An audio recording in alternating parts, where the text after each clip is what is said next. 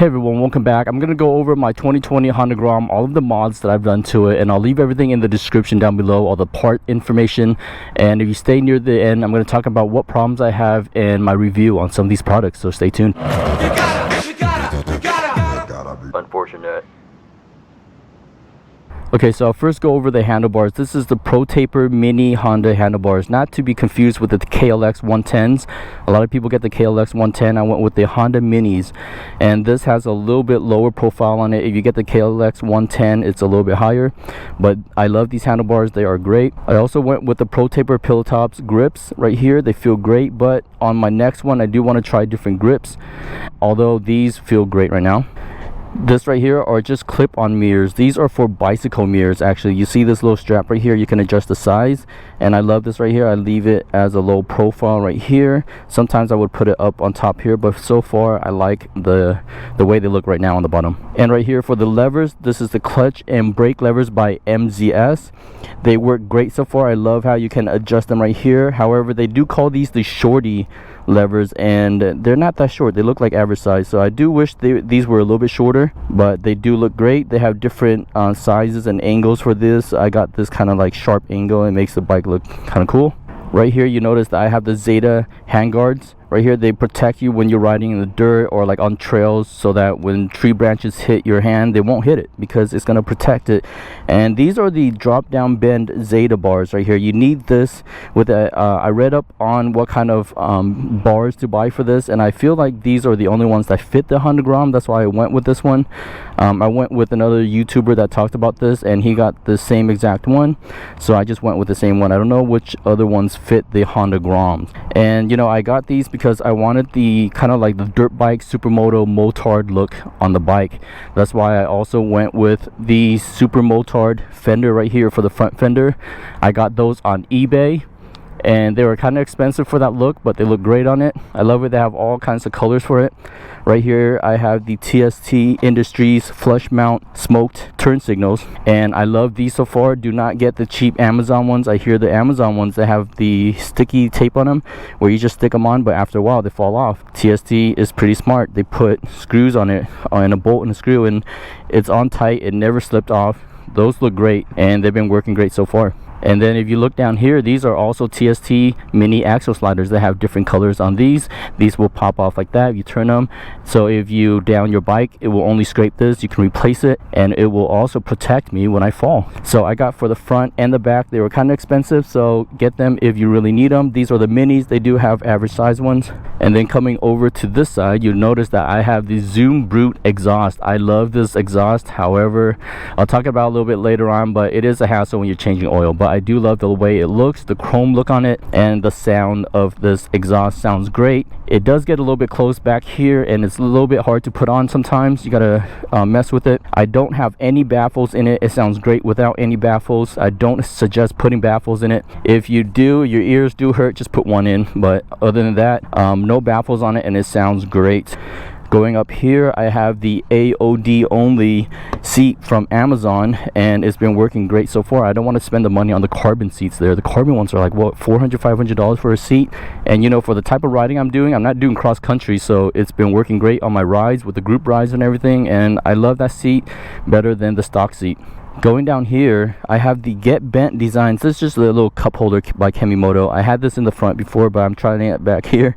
It's funny. I'll show you how it looks like with the water bottle on it. But these are Get Bent Subcage right here, and I love the way this looks. However, I did wish I went with the bend design because it is blocking my brake light a little bit, and I'm not sure right now if cars can see my brake light, but I do feel like they can see it somewhat, like maybe halfway. But if you do get the Get Bent design Subcage Wheelie bar right here, I do suggest getting the bent one that goes up so that they can see your brake light. These do take a long time to get in. It took me 3 months to even get this Subcage, so I hear that with a lot of the manufacturers out there for Subcages, they do take a while to get it. Here's a little tip right here. A lot of people said that you have to buy some brackets and stuff to get your license plate on, and you can't get turn signals on, but look, I modified this. I added my blinkers right here and my license plate right here, and all I did was just zip tie it, and I'll show you what I did right here. So if you buy the TST turn signals, it comes with these little brackets, and the little brackets I screwed it right up on with the same screw that attaches a subcage to it, and then I just screwed this on right here, and it turned out great. I can still see it back here with the turn signals on.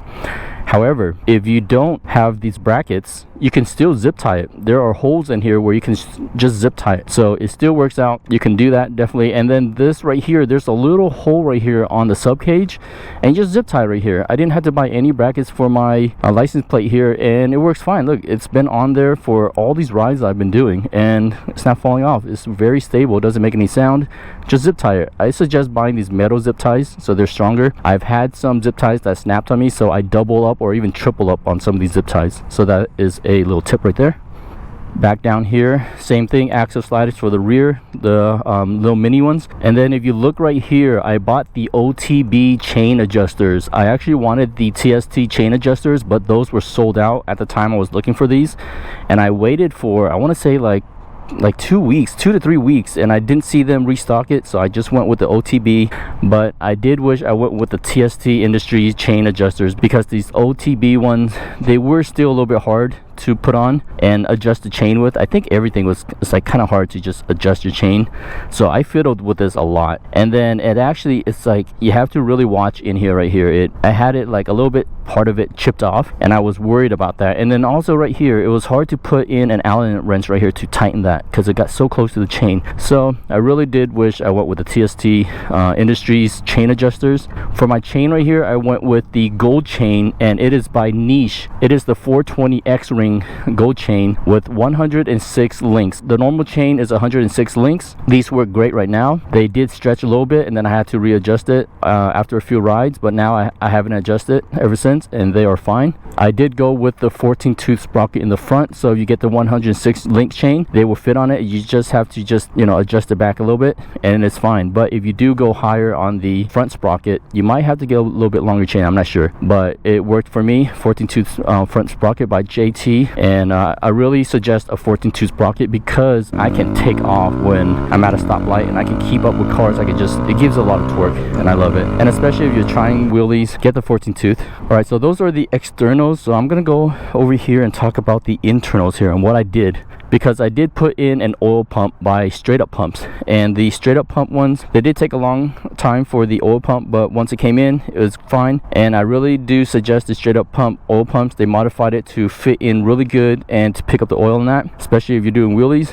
And then for the clutch plate right here, the clutch pressure plate, I bought the Chimera one with the 6 holes on them, and I bought the 60% SMR springs. So I really suggest those springs. It gives it like a really good, at first I thought it was a little bit stiff, but I'm so used to them now, and it feels really good. Or maybe even go with the 30%. I did wish I got to try some 30% ones to see how they feel like, but so far I do love my 60% springs. However, here's the thing, I broke one of the bolts in here while trying to put in the pressure plate. It didn't matter, because I did go ahead and order from Steady Garage the clutch plate with the drilled 6 holes to fit with the Chimera plate, because the Chimera plate, it comes with 6 holes in there. And if you look at the original pressure plate, it only has 3 bolts in there. So if you get the Chimera, it has 6 bolts, so everything is fine with that. But I do want to say, if you don't want to spend the money for that clutch plate, I think the 3 bolts do work fine, because I did ride it around with 3 bolts at first with the Chimera plate, the original plate, and they were fine, and I didn't have any problems.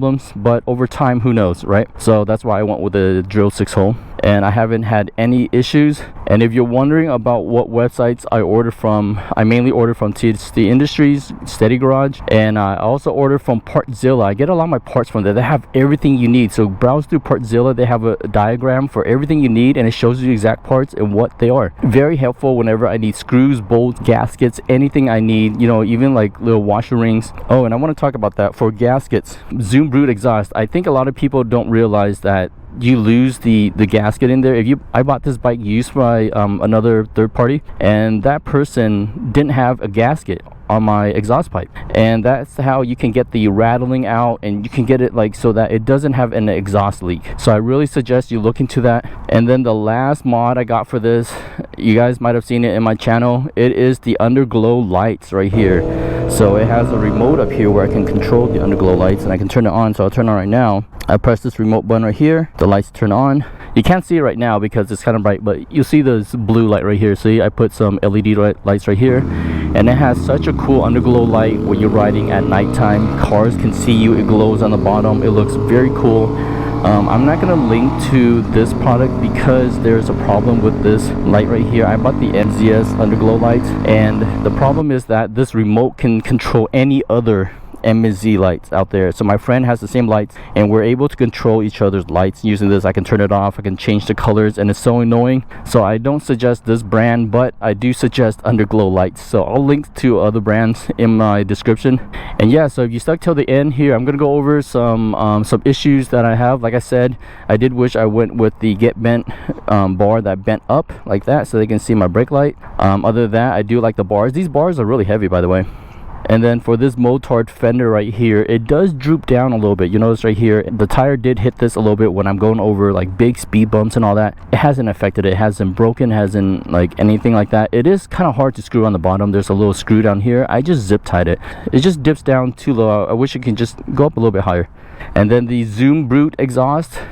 I love this exhaust, but when you're doing oil changes, it is a hassle. You have to take off the whole thing, and I suggest putting this on and taking it off a few times to get used to it. And yeah, get used to the Zoom Brute exhaust on how it adjusts. And I really suggest putting on Loctite. Loctite for all of the bolts for the headers right there. There's a bolt right in the middle down here, and there is a bolt right here. You put all Loctite on that, because I've seen some friends, their bolts fell off while they're riding, and then the pipe just falls out. So put Loctite on that. I try to put Loctite on a lot of the stuff that I do.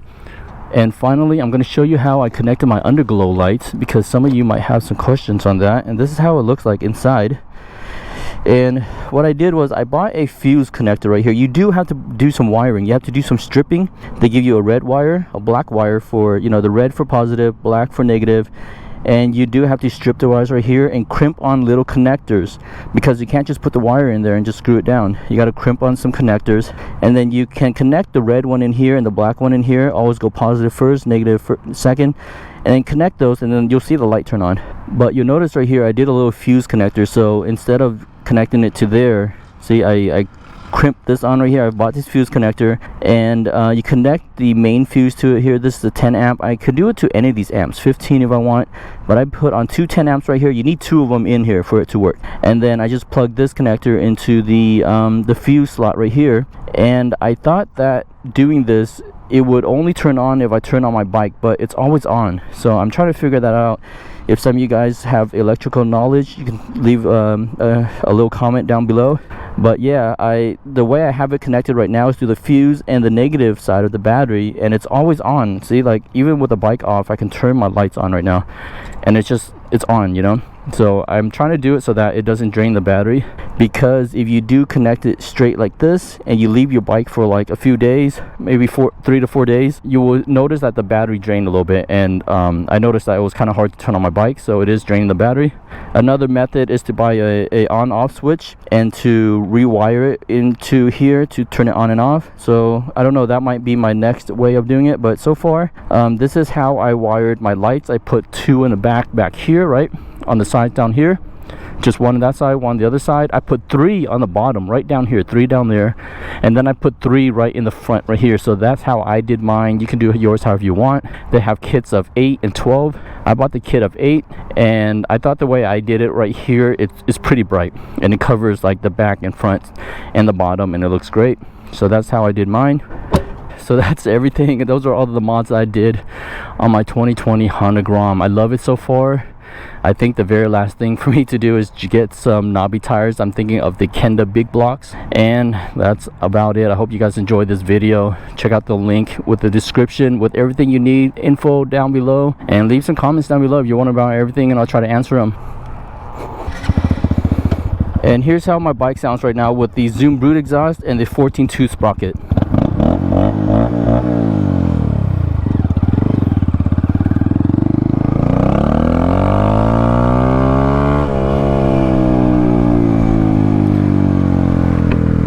I'm gonna go get some boba right now.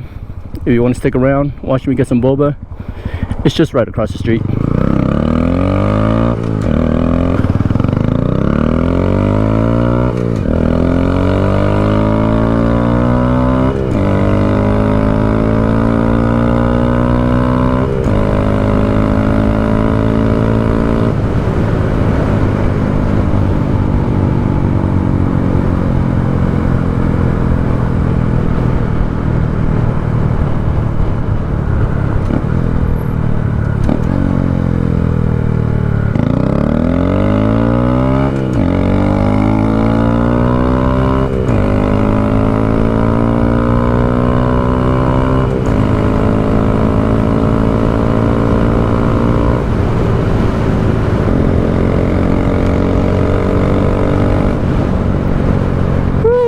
Hope you guys are having a great day. Thanks for watching this video. I'll see you again soon. Peace.